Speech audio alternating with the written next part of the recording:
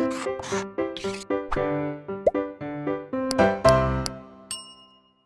बच्चों, welcome to our study channel blueprint digital. मैं सचिन शर्मा, आपका फिजिक्स टीचर, आपका वेलकम करता हूं हमारे आज के इस लेक्चर में। तो हमारा लेक्चर क्या है आज का? हमारा लेक्चर है अध्याय 11, परमाणु की संरचना तथा स्पेक्ट्रमों की उत्पत्ति, यानी कि structure of atom and origin of spectra.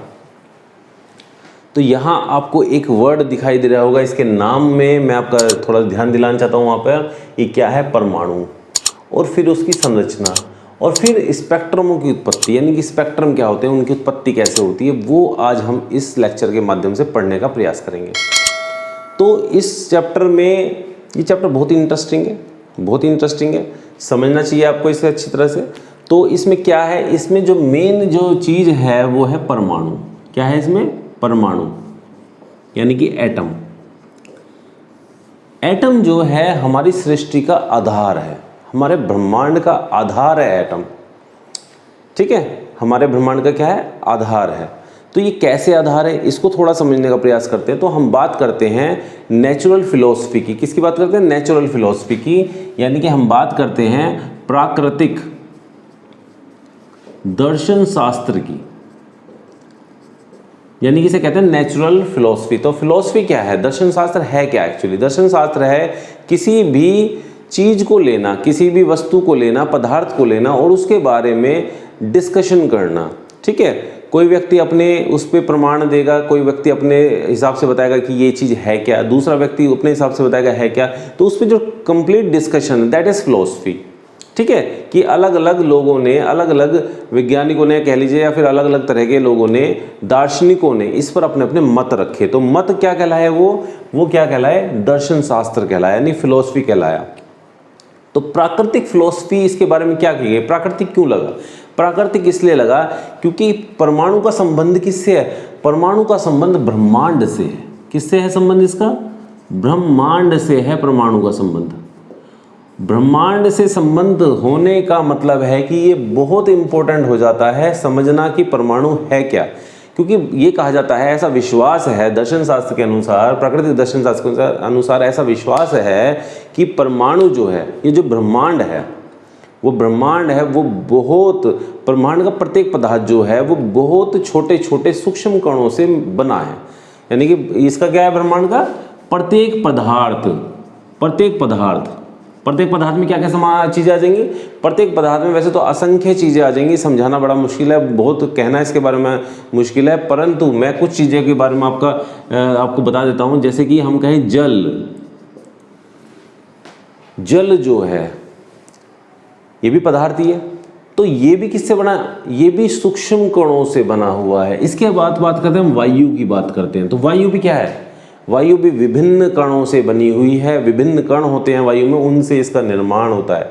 तो जल, वायु, और इसी प्रकार से हम कहते हैं जैसे आकाश है, ठीक है, नभ, इस प्रकार से जो ये सभी चीज़ें, पदार्थ जो है, जैसे कि हम कहें मिट्टी की बात करें। किसकी बात करें? मिट्टी, मृदा जिसे बोलते हैं हम। तो मिट्टी की बात करें तो मिट्टी में भी असंख्य कण होते हैं, अनगिनत कण होते हैं। ये मिट्टी किससे बनी? अनगिनत कणों से मिलकर बनी हुई है। तो ये क्या है? प्रत्येक पदार्थ, इन्होंने कहा पदार्थ है ब्रह्मांड का ये। तो पदार्थ जो है वो असंख्य कणों से मिलकर बना हुआ है। चाहे मैं इसकी बात करूं तो ये भी असंख्य कणों से मिलकर बना हुआ है, चाहे मैं इसकी बात करूं तो ये भी असंख्य कणों से बना हुआ है, ये भी असंख्य कणों से बना हुआ है, और ये भी असंख्य कणों से मिलकर बना हुआ है। तो सब चीज़ें क्या है? असंख्य कणों से मिलकर बनी हुई है।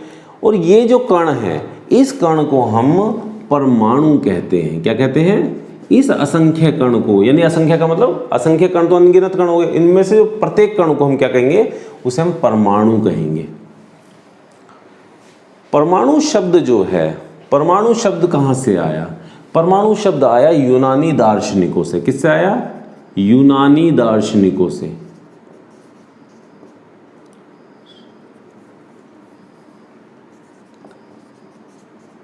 यूनानी दार्शनिकों से ये शब्द आया। तो यूनानी दार्शनिकों ने सबसे पहले इसके बारे में बताया कि परमाणु है क्या, परमाणु है क्या। और यूनानी भाषा में, यानी कि क्या कहें हम? यूनानी भाषा में परमाणु को, इस परमाणु को क्या कहते हैं? यूनानी भाषा में इस परमाणु को कहते हैं आटोमोन, ये नाम है इसका, बड़ा अजीब सा नाम है यूनानी भाषा में, हमारे हिंदी के हिसाब से बड़ा अजीब सा दिखाई देता है पर उनके लिए ये नॉर्मल है। तो आटोमोन ये क्या है, यूनानी भाषा में परमाणु को आटोमोन कहते हैं, जिसका जो अर्थ होता है, यदि हम इसका अर्थ निकाल लें तो अर्थ इसका है क्या, इसका अर्थ है अविभाज्य। क्या है ये, अविभाज्य। इसका मतलब क्या हुआ कि जो यूनान के दार्शनिक जो थे उन्होंने परमाणु को अविभाज्य कहा। क्या कहा, अविभाज्य। इसका मतलब ये है कि जो परमाणु है वो प्रकृति में, वो ब्रह्मांड में सबसे सूक्ष्मतम है। क्या है ये, सूक्ष्मतम, सबसे छोटा। इसका मतलब है सबसे छोटा, इससे छोटा कुछ नहीं है। पूरा ब्रह्मांड यदि बना है तो पदार्थ से बना है, और पदार्थ में जो कण है वो सूक्ष्मतम है, यानी कि जो उसका प्रत्येक कण है वो सूक्ष्मतम है, उससे छोटा कुछ नहीं है। ठीक है। इसके बाद आती है, ये क्या है, अविभाज्य है। अविभाज्य का मतलब इसे विघटित नहीं किया जा सकता, इसे तोड़ा नहीं जा सकता। यदि मैं कहूँ कि ये पेन है, मार्कर है, यदि मैं इसे तोड़ने का प्रयास करूँ तो मैं तोड़ सकता हूँ, नहीं तोड़ सकता। ये तोड़ा जा सकता है, किसी उपकरण के द्वारा तोड़ा जा सकता है, किसी भी तरह से इसे तोड़ा जा सकता है। परंतु ये परमाणु है, ये अविभाज्य है, इसे तोड़ा नहीं जा सकता है। इसके बाद तोड़ने की सीमा खत्म हो जाती है, ये तोड़ना असंभव हो जाता है। एक बेर बात आती है अभेद की। अभेद की बात इसलिए आई इसमें कि यदि हम कोई किसी प्रकार की किरणें इसमें से पार गुजारने की कोशिश करें, जैसे कि हम कोशिश करें, जैसे कि शीशा होता है तो शीशे में से, कह लीजिए दर्पण जो होता है, तो दर्पण में से यदि आप कोई तरंगे बाहर निकलने की, गुजारने की कोशिश करो तो गुजर सकती है, नहीं गुजर सकती। यानी कि यदि प्रकाश है तो प्रकाश पार होकर शीशे में से हमारे तक आ जाता है। इसी प्रकार से जो है दीवार से आर पार क्या आ जाती है, ध्वनि आ जाती है। दीवार से आर पार ध्वनि भी पहुँच जाती है, दरवाजों के आर पार भी पहुंच जाती है। तो यानी कि तरंगे किसी प्रकार की पहुंच सकती हैं। इसके अलावा आपने देखा होगा जब आप एक्सरे कराते हो तो एक्सरे से आपके जो शरीर के अंदर का जो हड्डियां, मांसपेशियां होती हैं वो आपको एक काली सी स्क्रीन में दिखाई दे जाती हैं।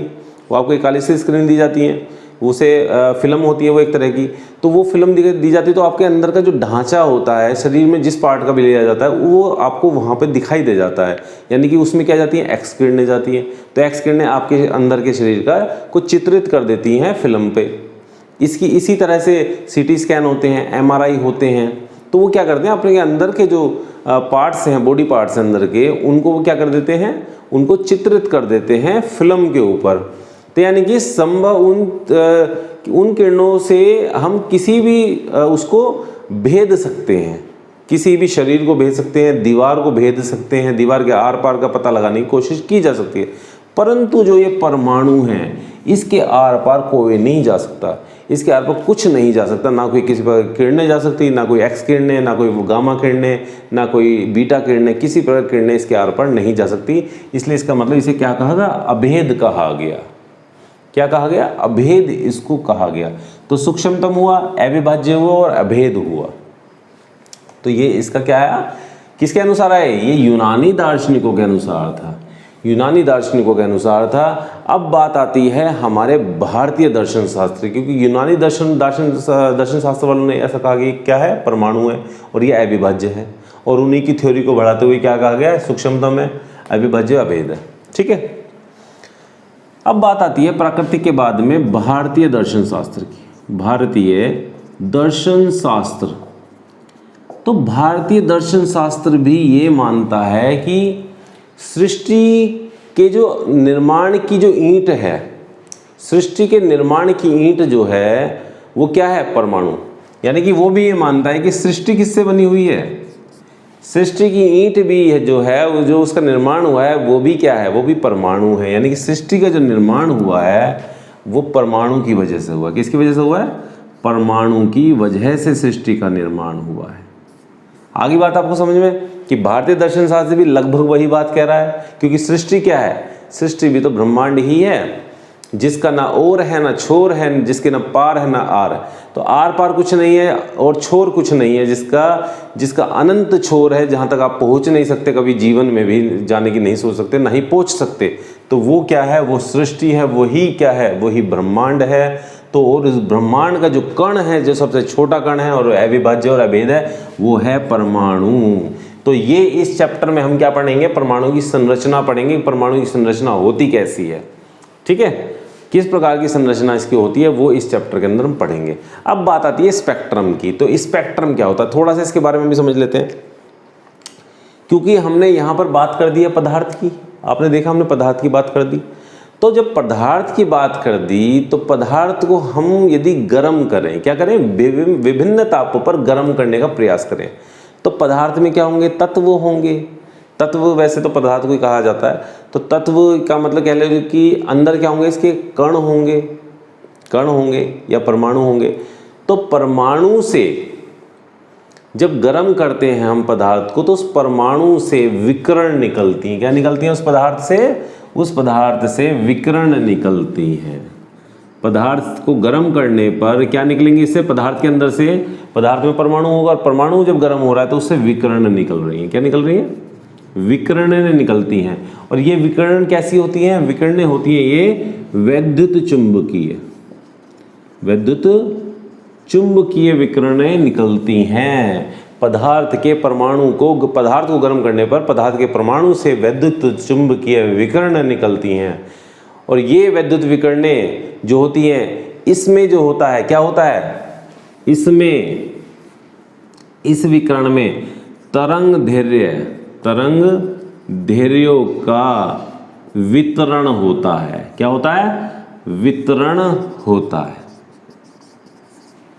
यानी इस विकिरण के अंदर तरंग दैर्ध्य, विभिन्न तरंग दैर्ध्य होती हैं जिनका एक वितरण होता है। जैसे कि मैं बात करता हूं प्रकाश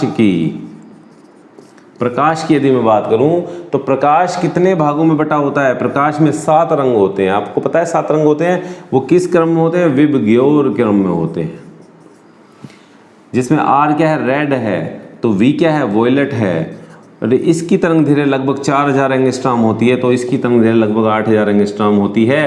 यहाँ से यहाँ तक ये है कि तरंग दैर्ध्यों का क्रम बटा होता है। ये क्या है, तरंग दैर्ध्य है, यानी कि लैम्डा है ये, और इसका क्रम बटा होता है। तो इसे पूरे को क्या कहते हैं, इसे कहते हैं स्पेक्ट्रम। क्या कहते हैं इसे, स्पेक्ट्रम। यही स्पेक्ट्रम है जो तरंग दैर्ध्यों का जो क्रम बटा हुआ वितरण जो है तरंग दैर्ध्यों का, यही स्पेक्ट्रम है, ठीक है। Red, orange, yellow, green, blue, Indigo और वायलेट, ये सारे रंग हैं, रंगों की तरंग दैर्ध्य अपनी अपनी, और इन तरंग दैर्ध्यों का जो एक वितरण होगा, जो एक स्क्रीन पे दिखाई देगा, वो क्या होगा, वो स्पेक्ट्रम कहलाएगा। तो इसी प्रकार से कहा गया कि जो विकिरणें निकलती हैं, वैद्युत चुंबकीय विकिरण निकलती हैं, उनका भी एक तरंग दैर्ध्य होता है जो परमाणु से निकलती हैं। और वो विकिरण कैसा होता है, उसे बोलते हैं अभिलाक्षणिक। क्या बोलते हैं, अभिलाक्षणिक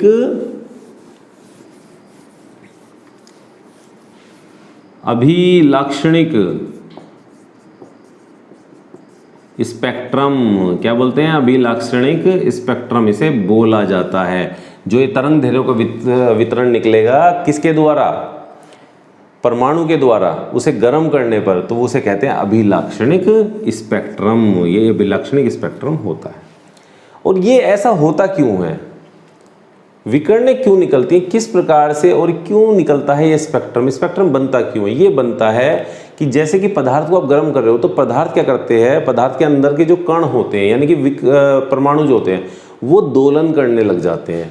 क्या करने लग जाते हैं, दोलन करने लग जाते हैं। तो एक कारण तो यह है कि जब वो दोलन कर रहे हैं, तो दोलन करने की वजह से ये स्पेक्ट्रम में उत्सर्जित हो जाता है। कैसा हो जाता है, स्पेक्ट्रम उत्सर्जित हो जाता है। इसके अलावा भी दूसरा कारण एक और है कि जब वो दोलन करते हैं, तो वो आसपास के जो उसके निकट के, यानी कि यदि कोई, मैं कह लूँ एक परमाणु है, ये गर्म किया जा रहा है, पदार्थ है, इसके अंदर इसे गर्म किया जा रहा है पदार्थ को, तो जब हम गर्म कर रहे हैं पदार्थ को, तो असंख्य कण हैं इसके अंदर, तो वे आपस में क्या करते हैं, वो दोलन करते हैं, पहले तो हिलने चालू हो जाते हैं, तो दोलन की वजह से स्पेक्ट्रम बनता है। इसके अलावा भी क्या होता है कि जब एक परमाणु नज़दीक के परमाणु के साथ क्रिया करता है, ऐसे क्रिया करने चालू कर देता है, इस तरह से क्रिया कर गया, इस तरह से क्रिया कर गया, ये पास की इससे क्रिया कर गया, तो जब ये पास की परमाणु से क्रिया करता है, अन्योन्य क्रिया करता है, तो उससे भी विकिरण उत्सर्जित होता है। और विकिरण उत्सर्जित होगा तो उसमें क्या होगा, स्पेक्ट्रम, उसमें तरंग दैर्ध्यों का वितरण होगा, और उसे हम क्या कहेंगे, अभिलाक्षणिक स्पेक्ट्रम कहेंगे। तो इस चैप्टर में हम क्या पढ़ने वाले हैं, इस चैप्टर में पढ़ने वाले हैं कि परमाणु की संरचना और स्पेक्ट्रम किस प्रकार से बनते हैं, वो हम इस चैप्टर के अंदर देखेंगे। बच्चों इस लेक्चर को बस यहीं ख़त्म करते हैं। इससे अगले लेक्चर में हम क्या देखेंगे वो थोड़ा सा मैं बता देता हूँ। तो इससे अगले लेक्चर में जो अगला नेक्स्ट लेक्चर होगा उसमें हम इसकी संरचना जानने की कोशिश करेंगे। क्या जानने की कोशिश करेंगे? परमाणु की संरचना जानने की कोशिश करेंगे। साथ में हम देखेंगे कि रदरफोर्ड का मॉडल क्या कहता है इस बारे में। तो रदरफोर्ड का मॉडल देखेंगे यहाँ पर।